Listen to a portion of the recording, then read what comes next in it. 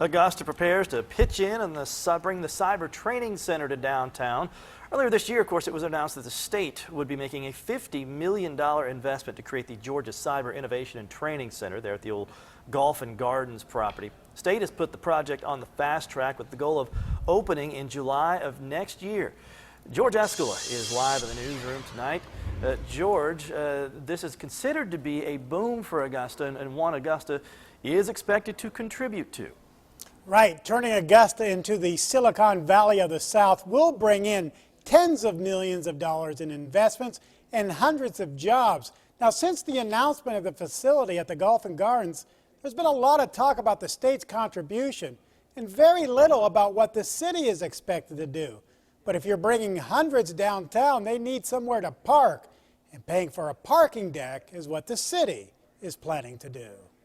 To transform the old Golf and Gardens to a world-class cyber facility, the state is investing $50 million, and the state wants Augusta to set aside a few $1 million of its own for parking. Right now, preliminarily, they're looking at a parking deck of approximately 400 to 500 spaces. We understand that number could change as well. The parking deck shouldn't be a surprise. The request for proposals from the Georgia Technology Authority calls for a 500-space parking deck, and the proposal says Augusta will pay for it.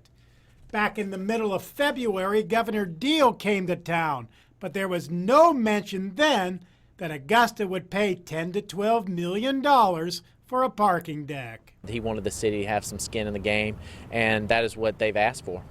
When did you find out that the city was going to be asked for this? I think we've known since the beginning of February, I think. Though Augusta will be responsible for the deck, there's still a lot of questions. We don't even know how we're going to fund it yet. We don't know who's going to own the deck. So how does the city plan to pay for it? We've got some other options. We're looking at some other funding sources, bond financing, so there are a few other options that we're considering. But is another parking deck needed? The $11 million Reynolds Street deck the city built is just 2 blocks away. But Jackson says the Reynolds Street deck will see more use as new hotels move downtown.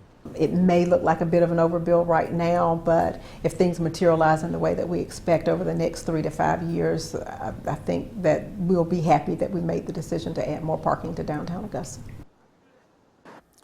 Augusta used $10 million from its reserves to demolish Gilbert Manor to make way for the AU Dental School and paid itself back with sales tax money. But Administrator Jackson dismisses using reserves for the parking deck. The city is on a tight schedule. The state wants the parking deck underway by the end of May. Jackson said commissioners should make a decision on funding it in the next 4 to 6 weeks.